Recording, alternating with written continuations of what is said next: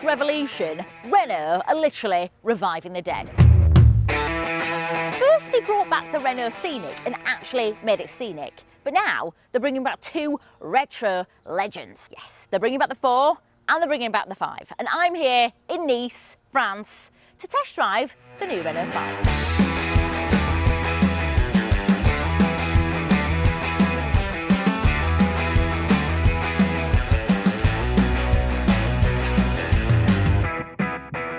It's coming out in the UK next year, so I'm told. I've heard that it's really good to drive, it's a lovely little electric car, but I will be the judge of that.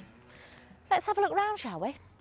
Oh, it's instant dopamine to look at, and it comes in 5 great colours. I love these anime style headlights, which are reminiscent of the 5, and if you get the mid-level, techno trim or above, you get this really cool feature, which tells you how charged it is.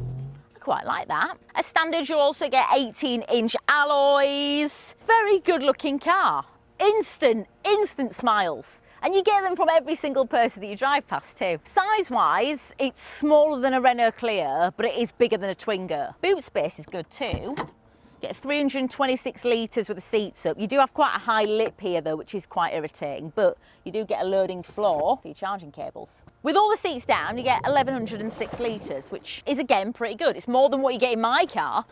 So subject. You get 3 trim levels to choose from with the 5. You get the entry-level Evolution trim, you get Techno trim, and this one, which is the top of the range, iconic 5 trim. There's also 2 batteries to choose from with 2 different power levels. So you've got the 40 kilowatt hour battery, which is a smaller one, less range, less horsepower, and then you've got this one, which is the 52 kilowatt hour battery. You get more range and you get a bit more power.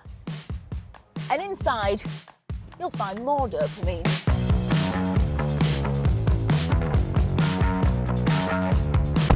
You might recognise these seats from the original 5 Turbo. These ones have got a different material on them. They're denim, like these, but they're made out of fully recycled plastic bottles. You'll recognise some of these levers and wheel from the Scenic and the Megane. I do like the mix of buttons and a touchscreen. I'd have liked to see more standard equipment. However, for a rumoured starting price of 23 grand in EV world, that's pretty good, but I would still like to see more.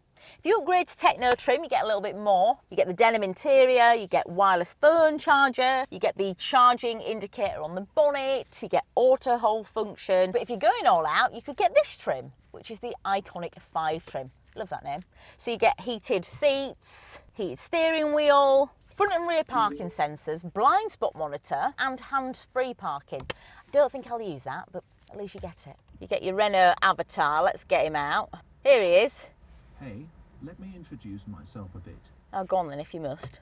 He looks really cheeky. Does anybody remember Clippy? I think he looks a lot like Clippy. He's giving me that Clippy nostalgia. Anyway, I don't mind you being here, Renault, as long as you don't try to tell me how to drive. He's powered by ChatGPT, which is really quite cool. And he can tell you things like how to drive more efficiently, how to change your tyre. He can't do it for you. He can also tell you things to do to improve your driving range. Put the window up, put the window down, and turn the aircon on and turn the aircon off. He also can suggest that you change driving modes to be more efficient. Don't tell me that either. I like sport mode. Speaking of modes, when you go from Techno trim and above, which is this one, you will get the multi-sense button and you'll get 4 different drive modes: comfort, eco, sport, and personal. Sport is the best, in my opinion. I'll show you that later when we get to drive it. So the 5 does seat 5, but can it actually seat 5 comfortably? Well, depends how far back your driver's sat. I'm all right here. Don't know how to be in the middle seat though. Yeah, I think 3 adults in the back are going to struggle a bit. It's all right for a short journey, but I wouldn't want to go far here. If you've got fat feet or big feet, I'm only a 5. They're just not very comfortable. I wish the seats were a little bit higher. They're quite snug. You don't really get any features back here, to be honest. It's pretty basic, but who cares? All the party is in the front. So what's it like to drive? Well, let's take the 5 for a spin. We are in Nice, so I'm driving on the wrong side of the road.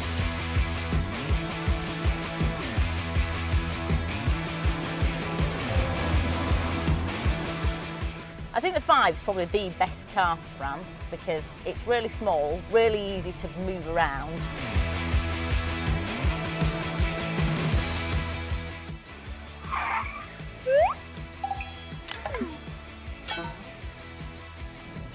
France is an interesting thing to do, and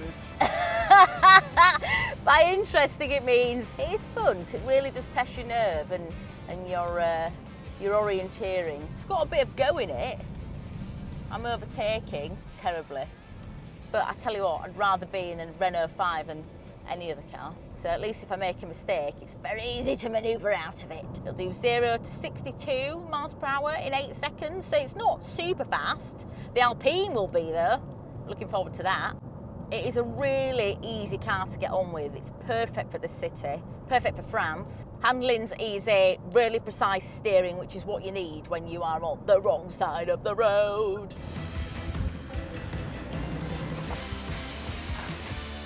Oh, I thought I'd never make it.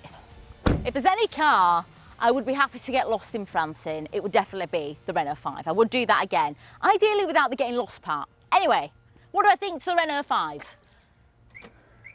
Wants to talk to me. It's missing me already. I really liked it.